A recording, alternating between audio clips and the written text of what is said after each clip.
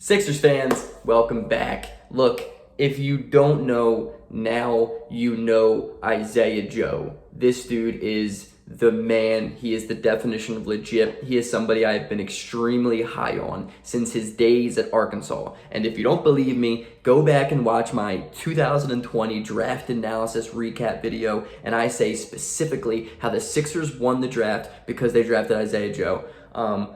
That being said, let's get into it. Like the video, subscribe. You know what? I'm not even going to do that today. I'm going to say this video is proudly sponsored and directed towards the guy in my comment section on my last video that said, do I ever wear sleeves? The answer is no. The answer is no. So this video is for you, dude. I don't know your name. I'm sorry, I forget. But you know what? This is for you. Let's talk about Isaiah Joe and how this man has been incredibly impactful on both ends of the court, which is the key during the preseason. Look, let me start off by the easiest thing to talk about right now. Overall, he is 7 of 12 from 3. That's like really good. I think that's 75% if my math is good, and it's not, so I could be wrong there. But the guy has been like really impressive, and I think my favorite thing about Isaiah Joe is obviously his limitless range. That was my favorite thing about him at Arkansas. He's always been a spot-up, dead-eye shooter from literally the end of the gym. He's always been a guy who has a super pretty shot. I mean, he is the epitome and has the definition of a pretty jump shot. It's everything you should teach your kids. If I ever accidentally have a kid, I'm going to teach him, because it's going to be him, how to shoot like Isaiah Joe, because it's just the elbows tucked in, the feet are squared up, he shoots it, releases it in front of his face, and it's beautiful. It's a beautiful work of art. It's poetry in motion. It's always been really good. His problem in his rookie season was he wasn't strong and he couldn't play defense, and his ball handling was not great. Well, in the preseason so far, I think, to me, the biggest improvement is his ability to handle the ball. And with a better, handle to his game, it's going to help him be a combo guard, which is so vastly important in the game of basketball nowadays. And Isaiah Joe, with his absolute dead-eye three-point shooting, I think already has found a way in the rotation. I think there's no shot Doc Rivers doesn't play this guy. I mean, he's the perfect opposition to Matisse Thybulle, I think, in a rotation. And my dream scenario is Isaiah Joe just takes Furkan Korkmaz's minutes. And I'm not even going to get into Korkmaz. I know you guys love him, and I know I receive the uber amount of hate for hating him. But my dream is for Isaiah Joe, arguably my favorite player on the team with Shake Milton, to take Korkmaz's minutes. I just think the Sixers are going to be a much better team because of it. And if Isaiah Joe continues to create the shots that he's been creating in this preseason, I know it's early, and I know I'm a guy who's like, yeah, don't overreact, don't do this, don't do that. But it's hard not to, because I think what the preseason is meant to be is an opportunity to be able to watch the guys and see who has developed and who has taken a couple steps forward in the right direction. And Isaiah Joe arguably is the most improved Sixer on the entire roster right now. If you look at last year to this year, Isaiah Joe has an argument to be made that he has made the biggest growth of anyone else. And it's his ball handling that's improved so much, but it's also the strength. I mean, it looks like he's tacked on muscle, which is so important to look at young guys. I mean, that's a thing that people really expect of kids from their first couple of years. And it usually takes, 2, 3, 4 years to just really start tacking on that muscle and really start being stronger in their bodies. Look what Giannis did. I mean, Giannis started as a little kid. Granted, he grew a little bit taller, but he got absolutely yoked out of his mind, and it helped him dominate his way into back-to-back MVPs and, an NBA Finals MVP and an NBA Finals.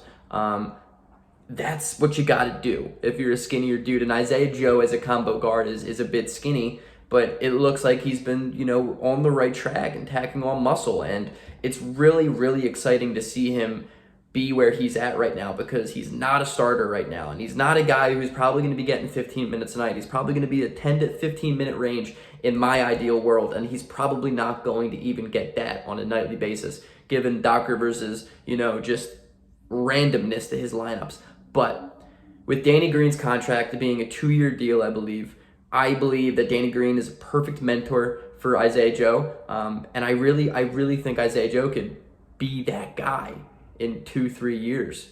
I think 2 years from now, you could see Isaiah Joe in the starting lineup, and I really believe Isaiah Joe has the ability to be a very good just shooter, knockdown shooter in this league. And especially given the fact that, dude, he's been really, really good defensively these 2 games. Like, really, really good. Let me check the stats. Dude's got 5 steals and 2 blocks in 48 minutes. That's ridiculous. The dude's been a ball hawk. And I think my favorite thing about him, honestly, is his energy. It looks like his stamina is just much better than it was last year. He's not making stupid mistakes. He's not dribbling the ball off his foot. His handles are really, really tight right now. His jump shot is, dude, it is a basketball analytics, a basketball nerd's wet dream, because this man is perfect.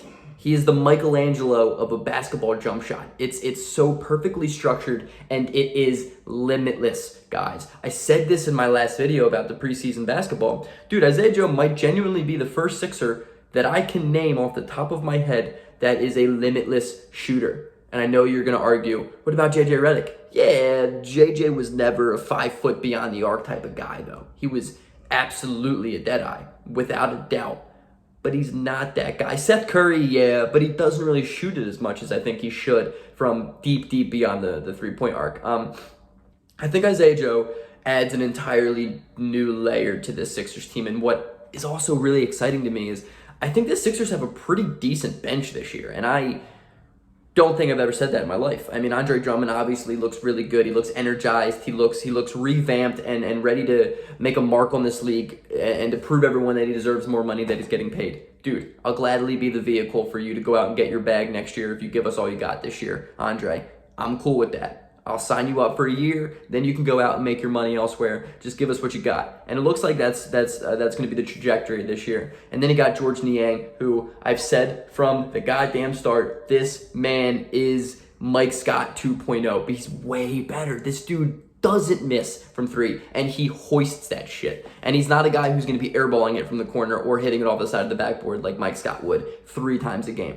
And George Niang is also a pretty decent playmaker. Granted, I think I'm arguably more athletic and I can probably jump higher than him, but that's fine. The dude's 6'9", he doesn't need to jump. No one's expecting that guy to grab rebounds. No one's really expecting that guy to play defense. No one's expecting that guy to dunk. All we need you to do is just shoot 40% from 3 like you've done for the last 3 years in a row. So, the dude's the man. What else? We got Tyrese, who, dude, I love Tyrese. I just don't know if he's a starting point guard on a championship team right now. If we trade Ben Simmons, we're definitely going to go get a point guard. I think that's pretty obvious to anybody who watches basketball. And I think that makes Tyrese Maxey a top 5 backup point guard in the NBA, which is huge. Then you got Isaiah Joe. And that man can absolutely be your microwave. And with Shake Milton, who unfortunately just doesn't look great right now in the preseason, let him, hash out. He's not a point guard. That's the problem. The dude is not a point guard. We need a point guard alongside Shake, and I wish Shake Milton could dribble the ball better. I wish he was a better playmaker, but he's just not. He's going to be a bucket getter, and I'm cool with that, But I think with Shake and Isaiah Joe, that's really, really good scoring on the bench. There's a possibility and potential for really, really good scoring off the bench. Plus, with just the shooting, dude, the shooting that we could surround the big guy of JoJo with is better than I think we've ever been able to do. I'm gonna sit here and say without Ben Simmons, this team is not a championship team. But given what we get as a return for Ben Simmons, there is an argument to be made that this team is a championship team. To be honest, as much as I don't love a Malcolm Brogdon, Karis LeVert trade, because I secretly think the Sixers are gonna do something big. I think the Sixers are just playing the patient game. I think that they can get a lot more for Ben Simmons than a lot of people think. He's been undervalued like crazy these past few months. But as much as I don't love that deal, I think that Karis LeVert and Malcolm Brogdon is enough for this Sixers team to be a top 2, top 3 team in the Eastern Conference. I really believe that. And I don't want to see a huge drop-off on the defensive end at the point guard position because Seth Curry is not going to be playing a lot of D. And Tyrese Maxey's, an energy dude, but he's just not a defender. I think there's a chance that the Sixers, if they play their cards right with this Simmons trade, could really set themselves up for a really, really good year. And I think, most importantly, it's just going to be a really fun team to watch, especially without Simmons on the court. Like, what is there to get mad at outside of Furkan Korkmaz? I'm cool with that, dude. I'm cool with that. I think with Ben Simmons off this team, it's going to be one of the more exciting teams in the NBA, and it's just going to be a happy team to watch. I don't know if they're going to win a championship this year. Depends on what we trade Simmons for, of course. And as constructed right now, we're not going to win a championship. But there's a lot to be happy about, man. There's a lot of potential there. There's a lot of development behind the scenes that I'm really excited about, and Isaiah Joe is the epitome of all of my excitement. Peace out, guys.